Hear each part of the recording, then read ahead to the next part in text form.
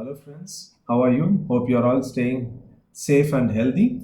Uh, this particular video blog, as I mentioned during my introductory blog, I'll be sharing about the books which I have read in the past.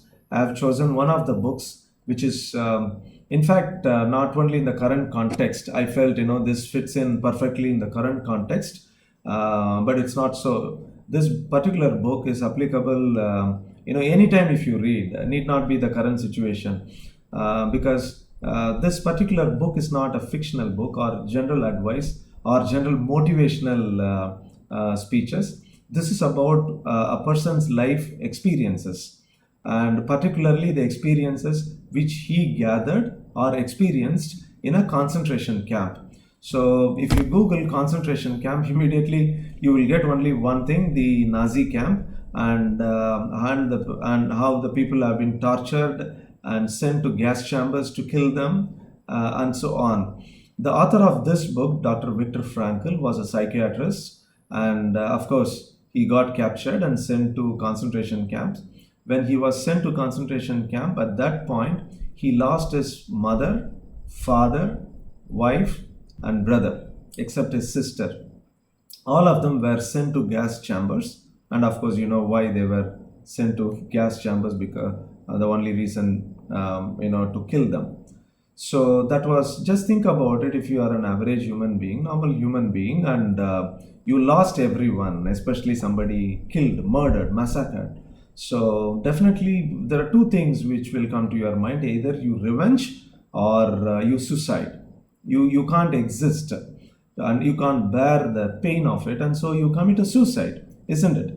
So especially the suicidal tendency is very high with humans than with animal, for a variety of reasons, because human being derive meaning, though larger section of the population may or may not find a real meaning for them, but definitely the life which everybody experiences through a meaning, because we derive a meaning. That's why we say satisfied, not satisfied, I like, I don't like. All this indirectly, the deep meaning of it is, and you derive something pleasure out of it, you derive a meaning out of it. That's why whenever you get something, and fine, what next? Why you go to what next? Otherwise you would have satisfied with that, right? No, because something else you are searching. But ordinary human being, and especially the larger section of the population, they don't find any meaning out of it. They will definitely take one after the other: satisfaction, dissatisfaction, likes and dislikes. That's how the life goes on and on. But this particular book, which I like it and I keep reading it, I read it 10, 12 years back, and of course I read it several times, couple of pages enough to give you the meaning. The book name is Man's Search for Meaning. So the context here is, you all know that now we all go through enormous amount of stress, and it has challenged financially and otherwise. And if you summarize the current situation from an ordinary standpoint, currently we are all going through stress, and we don't know how the future would be. That's it. So this itself is enough to give headaches and heartaches and whatnot. So such a situation, what kind of thing a person need to have? It's not about advice, it's about the wisdom, or you find the inner meaning. From the intents of the situation, you will find an inner meaning, and you will find your own bearing, which will give you internally to face any situation and come out of it, and there you go. So I was thinking all of these, all these were going on for quite some time, and I was not able to catch myself because of a variety of reasons. I'm not going to discuss the reasons behind it. Situation is this: you and me are going through the same. But immediately one thing came to my mind. I always look for, whenever I have a trouble, one book, I go and read a good book which I have read several times in the past, or second, I'll go and discuss with some elders and experienced elders, and you can confidentially talk and take advice, listen to them, and get counseled. And both are possibilities for anyone. But this time, what I did, I felt, of course, I spoke to a couple of them, which I felt, they are very close to me, and I can confidentially share and get advice, get counsel. But nevertheless, I was thinking what else I can do, because I was not settled enough to face the situation for a variety of reasons. That's not important, but the whole point is everybody goes through that in a varying degree. So immediately, the book came to my mind as Man's Search for Meaning, Dr. Viktor Frankl. So whatever I'm going to share, this the credit goes to him and everything what he has said in the book. But I'll reiterate why I chose this book, because the kind of situation, what is life? Life is all about the situations and the life situations and how you respond, react or act and carry the experience, isn't it? Good, bad, ugly is depends on how you decide, how you perceived. That's how the life is decided. So a particular situation I perceive as good or okay, but you may perceive it as excellent. Somebody may perceive it as no, this is very bad. This is not the situation I want to be. But why is it so? Situation remains same, but people, different human being, different person perceives differently. This itself a subject of my, I wouldn't call it research, but it always in my mind. Why is it so? Why everybody perceives differently? That's the beauty of the life itself, because that chaos, that confusion is good, because you can't have a clear straight answer. If you have an answer, which means you haven't understood the life clearly, because you need to have a chaos, you need to have a confusion in order to elevate yourself. That's an opportunity. So this particular book, the kind of condition, because as I defined, the life itself a condition. So, and we all say that I'm not able to manage it. I myself said several times. But when I felt my fellow human being, not very long back, it's just 1940s, and this particular person had gone through enormous amount of stress, and of course many others, those who were captured and sent to gas chambers and so on. And how did they come out of it successfully? The question is, what do you mean by success? The one thing which is important is, such a dreadful condition, as I mentioned previously, if you have lost everything, there are two things: either you go for revenge or you commit suicide. So the whole point is, there were many people didn't commit suicide. In fact, since Dr. Viktor Frankl was a psychiatrist, he used to talk to the patients, those who have lost completely the faith in humanity or in life, but still they continue to live, but they never thought of committing a suicide. It's not about fear, but they didn't commit suicide. So the question he used to ask, let me read the same statement as he started his book, so I don't lose the essence of what he wanted to communicate. So the question is, why do you not commit suicide? That's the first question he used to ask, with those patients who have gone through enormous amount of pain. So this itself a research question. Why people don't commit suicide? What is that they found meaning in this life? What gets going? So this is a very important learning, and such a dreadful condition you don't need to go through, or you don't need to experience. If people say that you will get a wisdom, or you will get experience, or you will get best knowledge only when you go through a rough patches in your life, need not be. Life offers very similar opportunity to everyone. Okay, deep down, if you are so dissatisfied, fine. That will give you a lot of meaning, definitely, but that doesn't mean that's an important criteria or factor for you to get a wisdom. That's not an important factor. Let me read some of the statements and I'll keep talking about it, and you can draw a parallel. So the idea of this book sharing is, we can face any situation, and this or any other new situation, even after this lockdown, it will help you to have a reference as a guide. See, one person has endured every possible dreadful situation a human being can go through, or a fellow human being can inflict upon the other human being. You have never seen such a atrocity, but they endured it. The statement here, he who has a why to live can bear with almost anyhow. Let me read it again. He who has a why to live, meaning I know why to live, can bear with almost anyhow. I can bear anything. So why I chose these statements primarily, because I have been on and off hearing, primarily with the current situation, some of them got hospitalized, some of them lost life, and some of them got into deep depression and so on. And primary reason is, that suddenly the job, they lost the job, and loans and so on, and suddenly they felt, I'm done, and I don't have any future. I don't think so I can come out of it. So I can't face life. That's what the mind tells the person, and so person decided to either commit suicide or just lost his hope. So here he says, he who has a why to live can bear almost anyhow. Let me read some more statements. And of course, to get the full essence of what this book, you need to read it. That's my recommendation. So this particular book is need not necessarily the exact account of all the events and things took place inside the concentration camp, but this has been described as experiences in a concentration camp. It's an experience. This is how he perceived what's going on. So that's very important. And primarily how he started is, how was everyday life in a concentration camp reflected in the mind of the average prisoner? How was the everyday life in a concentration camp? How I perceive reflected in the mind of an average prisoner, because there were many incidences, and let me read those. So how do I interpret? How do I take it?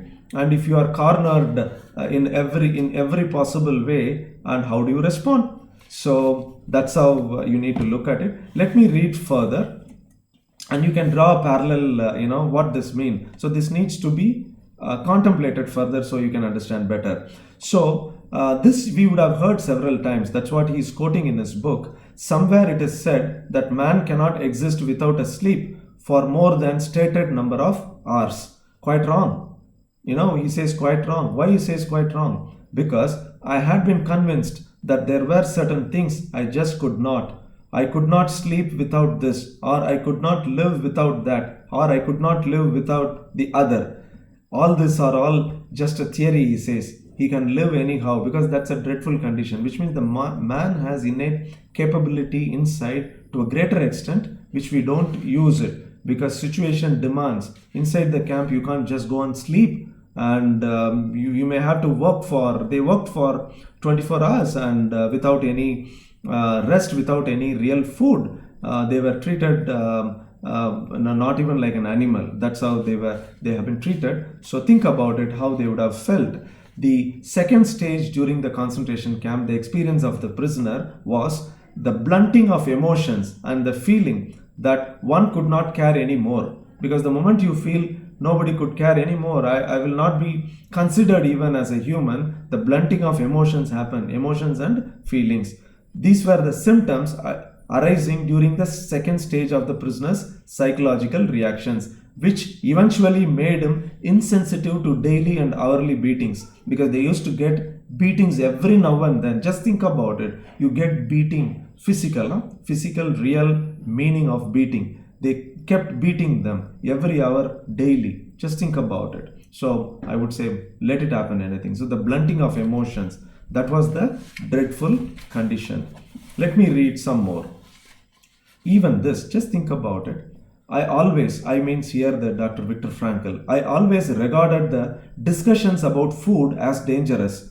Is it not wrong to provoke the organism with such detailed and effective pictures of delicacies when it has somehow managed to adapt itself to extremely small rations and low calories? Because they used to get very, very small portion of a food, and it's a dreadful thing to think about food, because that's very dangerous to think about even a food, because it provokes them, the feeling of it. So you have to make it numb. You can't think of food.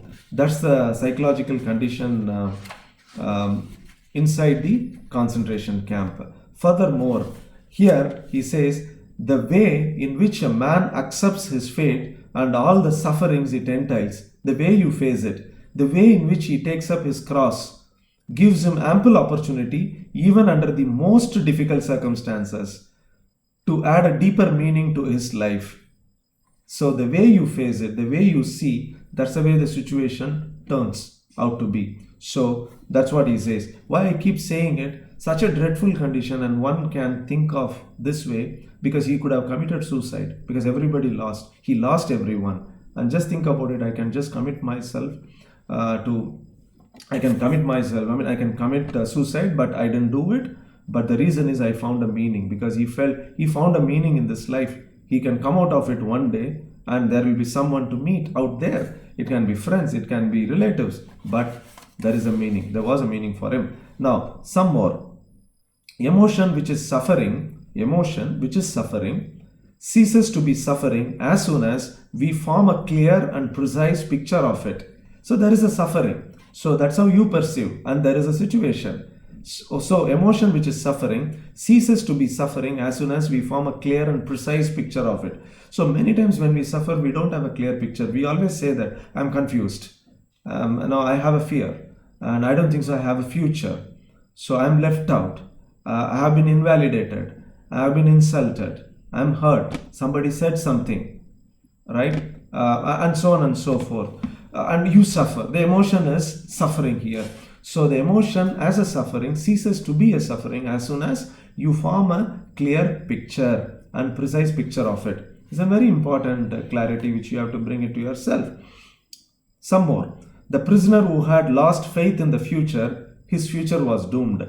You lost faith in the future, which means your faith was doomed. With his loss of belief in the future, he also lost his spiritual hold. He let himself decline and became subject to mental and physical decay. So just think about it. He talked about all this in his book, and he also felt so.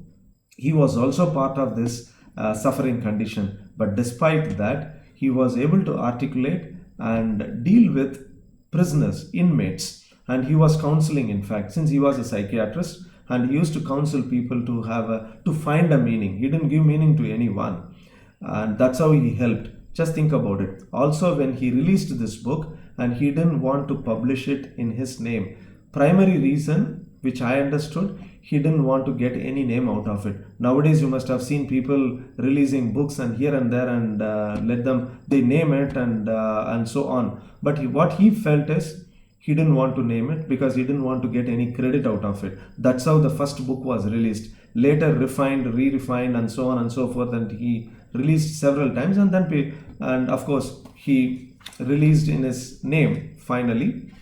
Just think about it. And some more I just wanted to share with you